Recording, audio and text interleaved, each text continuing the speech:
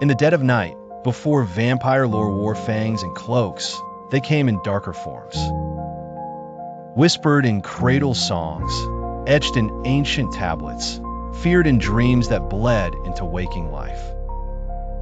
These creatures of legend and fear emerged from humanity's attempt to explain the shadows that haunted their nights and the fears that plagued their hearts. In the deserts of ancient Sumer, she was called Lilith, the night demon, a woman cast out of Eden who refused submission. With wings black as obsidian, she flew through moonlit windows, stealing infants and seducing men, not with love, but with death. Her kiss left the body cold, her eyes burned with eternal exile. The first seductress, the first cursed, the first vampire.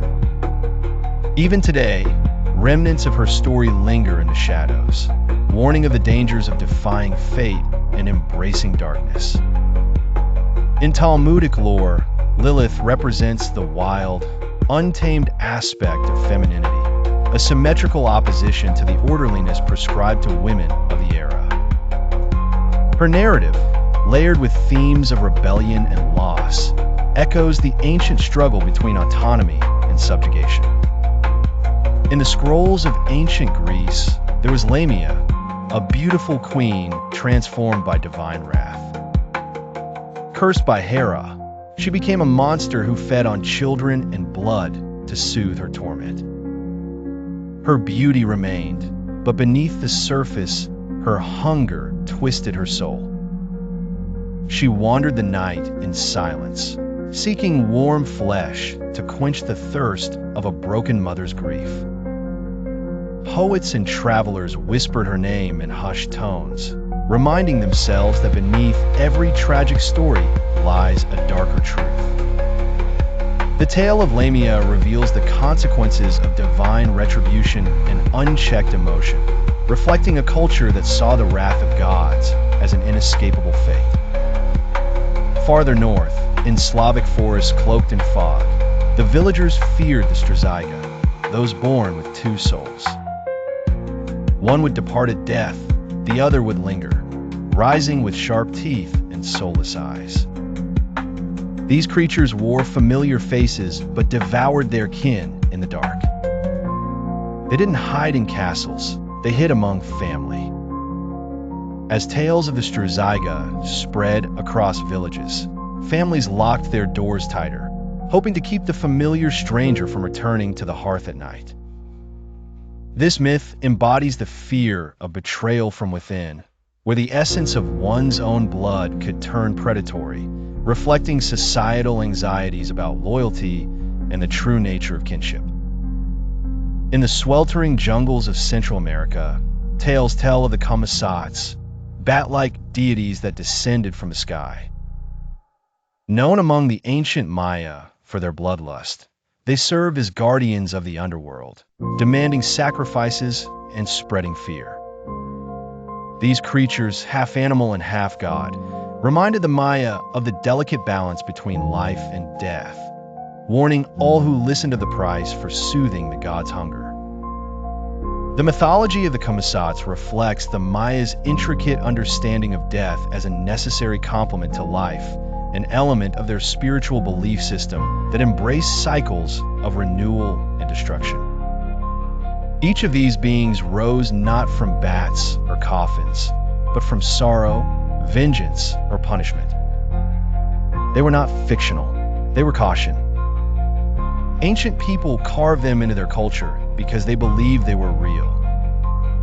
And perhaps they were manifestations of human fear and the eternal struggle against the unknown, shaping legends that continue to stalk human imaginations even today.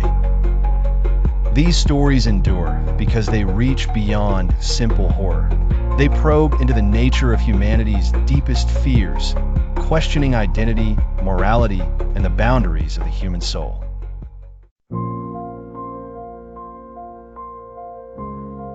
In the mountains of Romania, before Dracula had a name, the Nosferatu was whispered between breaths. A cursed soul, born from improper burials, returning to feast on the living. They didn't sparkle, they rotted, they screamed. The villagers spoke of them in hushed tones, knowing that to mention them too loudly may invite them into their midst. Men and women would gather near the hearth, sharing legends of the times when Nosferatu would prowl the villages, their footsteps echoing like death's drum. They would hang garlic at their windows and keep stakes under their beds, praying that this would ward off the nightmarish presence of the undead. Old monks inscribed elaborate scriptures detailing the nature of the Nosferatu, whispers of sacred incantations that might seal away the restless spirits. In the steamy jungles of Africa, the Ashanti spoke of the Asanbosam, a vampiric creature who lived in trees, its iron teeth waiting to pierce flesh. It didn't seek permission. It dropped from above. It tore. It fed. And the jungle swallowed the scream. Hunters would refuse to stay out after sunset, fearing the inevitable confrontation with the creature lurking in the canopy. Fires burned bright at the center of villages, a beacon of safety from the horror they claimed the darkness. Elders passed stories around the nightly fires, tales of brave warriors who once sought to challenge the Asanbosam, armed with nothing but courage and sharpened blades, only to disappear into the dense night. Songs were woven with warnings, echoing the cries held by the thick vaults of leaves above. Across the Pacific, in the shadows of Chinese night markets, the Jiangshi, the hopping corpse, stalked the living. Rigid, reanimated, guided by dark qi and vengeance. It was not romantic. It was relentless. It drained life essence, not blood, and it feared the dawn. Folklore spoke of the paper talismans, delicate and inscribed with powerful incantations that could keep the Jiangshi at bay. Families would huddle together through the night, sharing stories and ancient wisdom to keep the fear at bay until morning light.